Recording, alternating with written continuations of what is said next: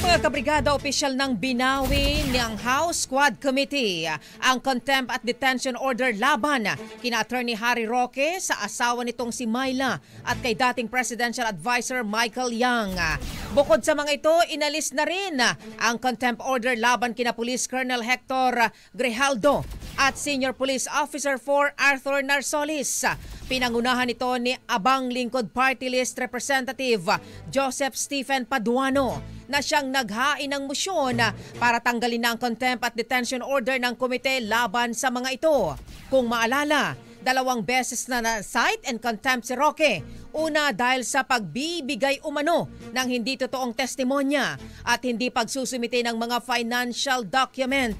Nag-contempt o na-contempt din ang kanyang asawa dahil sa hindi pagdalo sa mga pagdinig kaugnay sa kanilang mga ari-arian na iniuugnay sa Pogo. Gayon din si Yang na dating economic advisor ni dating Pangulong Rodrigo Duterte na hindi rin dumalo sa pagdinig kaugnay sa iligal na drogang nasabat sa Pampanga at sa iligal na operasyon ng Pogo.